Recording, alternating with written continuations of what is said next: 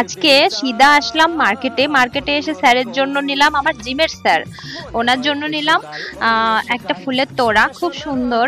যদিও তোমাদের আমি দেখাতে পারলাম না। যাই হোক, ফুলের তোড়া নিয়েছি, আর এত সুন্দর ফুলের বাগান সেটা তোমাদের সাথে শেয়ার করবো না। এই যে ফুলটা দেখা যাচ্ছে রেড, মাঝখানে ফুল আর কি ফল একসাথে মিক্স, আর একটা টব নিয়েছি। তারপর সিধা আসলাম, সবাই দেখি লাইন করে করে কাঁচের চুড়ি পরছে, আর গণেশ তো ফোনে ব্যস্ত, তাই ভাবলাম আমি কাঁচের চুড়ি পরি। তো ছেলেটাকে বললাম আমাকে একটু খুলে দাও না চুড়িগুলো। তো যাই হোক খুলে দিল, তো বললো পরে দেখো। তো আমি এই দেখো কাঁচের চুড়ি পরা হয়ে গেছে। ফার্স্ট টাইম কাঁচের চুড়ি পরলাম, আমি কখনো কোনো বছরই পরিনি। তো যাই হোক, এরপর স্যারকে ডাকলাম। স্যার যদিও জিম থেকে চলে গেছে, বাজে রাত্রি 9টা। স্যারকে ডেকে নিলাম বাঘাযতীন পার্কে। স্যারের বাড়ি যদিও দেশবন্ধু পাড়া, তাই স্যার আসলো অনেক কষ্টে দেশবন্ধু পাড়া থেকে।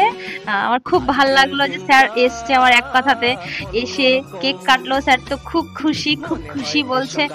আমি ভাই বলে ডাকি, বলছে দিদি তুমি যে মনে রেখেছো আমি খুব খুব হ্যাপি। আর যাই হোক, কেক টেক কাটার সময় এখানে আরেকজন সদস্য হয়ে গেল, ওনার থেকে দেশলাই নেওয়া হয়েছিল। তো উনি আমাদেরকে হেল্প করছিল এটা ওটা।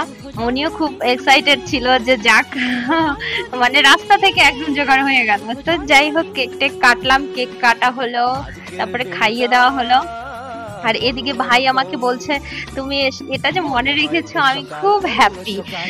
যাই হোক, বাকি কেক গুলো আমরা খেয়ে নিলাম, খেয়ে আর বাকিটুকু বললাম বাড়িতে নিয়ে যাও। আর এদিকে বাড়িতে আসলাম আমিও, কারণ নন্দুর বাবার আজকে হ্যাপি বার্থডে, একসাথে বার্থডে, দুটো বার্থডে একসাথে। মানে আগের বছরও আমি জিমের স্যারকে কেক কেটেছিলাম, তাও মনে আছে। এবার তো গণেশের। তো নন্দু বলছিল বাবার জন্য একটা তাহলে ওয়াচ নিয়ে এসো, আমি পরিয়ে দেবো। তো যাই হোক, নন্দু পরিয়ে দিচ্ছে, বাবাকে উইশ করছে, চুমু দিচ্ছে, যেটা হয় আর কি। ও খুব এক্সাইটেড। তারপর গণেশ, ও তো আর পড়াতে পারে না, গণেশ নিজেই পরে নিল। ওয়াচটা খুব সুন্দর হয়েছে, ওরই পছন্দ। নন্দু বলছে ভালো হয়েছে ওয়াচটা, সোনাটা। তো যাই হোক, এরকম একটা ওয়াচ ছিল 4 কর্নার, ওটা আমার বাবা নিয়ে গেছে। তো ও বলছে আমার এটাই বেস্ট হয়েছে। তো নন্দুকে থ্যাংক ইউ বললো, আমাকেও নন্দু বললো মাকেও থ্যাংক ইউ বলো, ও এরকমই করে। তো যাই হোক, নন্দুর কথা মতো গণেশ আমাকেও থ্যাংক ইউ বললো। তাই বললাম চলো কেক কাটো। কেক কাটা শুরু করলো বাবা আর মেয়ে। অ্যাকচুয়ালি বুনু, অঞ্জু, ভাই, মাধু, উজ্জ্বল ভাই, সবাইকে আমি ফোন করেছি যদিও, বাট আমি কাউকে ইনভাইট করিনি আয় বলে। Happy birthday, happy birthday, happy birthday, happy birthday, many many happy returns of the day. তো সবাই আমরা বলছিলাম, আমি আর নন্দু বলছিলাম। এদিকে কাকু, উপরে কাকিমা, মানে কাকিমার শরীর খারাপ, ওনাকেও ডাকিনি, নিচের কাউকে না। আজকে এত গরম পড়েছে, কাউকে বিরক্ত করিনি।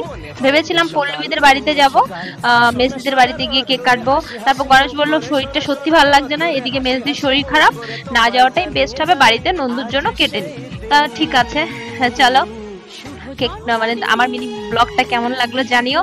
আর